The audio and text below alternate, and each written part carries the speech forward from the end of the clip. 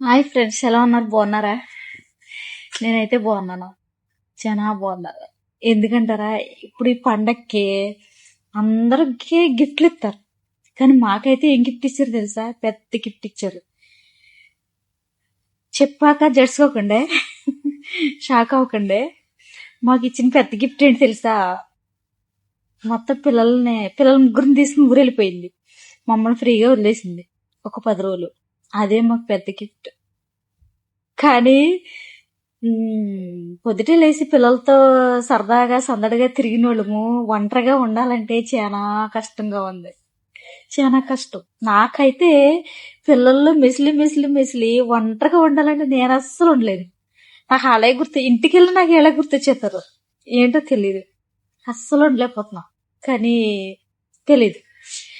ఈ ఇది ఇలాగుంటే మొన్న 2 నెలలు ఎన్నెల్లో బాధపడ్డాం నిద్ర నొప్పులు లేకుండా.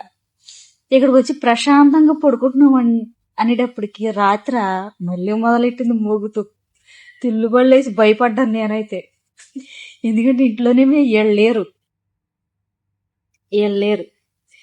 మాదనుకో మమ్మల్ని అజగట్టుకుంటది ఎప్పటికప్పుడే.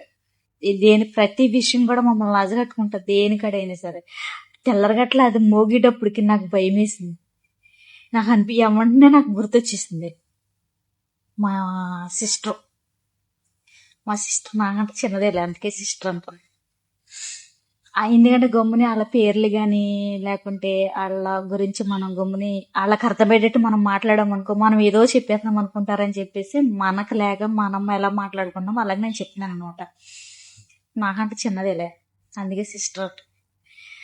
అయితే ఆమె మట్టుకు అజగట్టుకుని నాకు ఆమె గుర్తొచ్చేసింది పొద్దుటే లెక్కనే. అదే ఉంటామైతే వచ్చేయండి కిందకి అని పెద్ద పెద్ద కేకలేసిను. లేదు అని చెప్పి భయపడ్డాను తెల్లరిగట్టు. కానీ ఏదేమైనా దేవుడు ఆశ్రవదించి ఏమీ లేదు ప్రస్తుతానికి. మీరంతా బాగున్నారు కదా? నేనైతే బాగున్నాను. Okay, bye.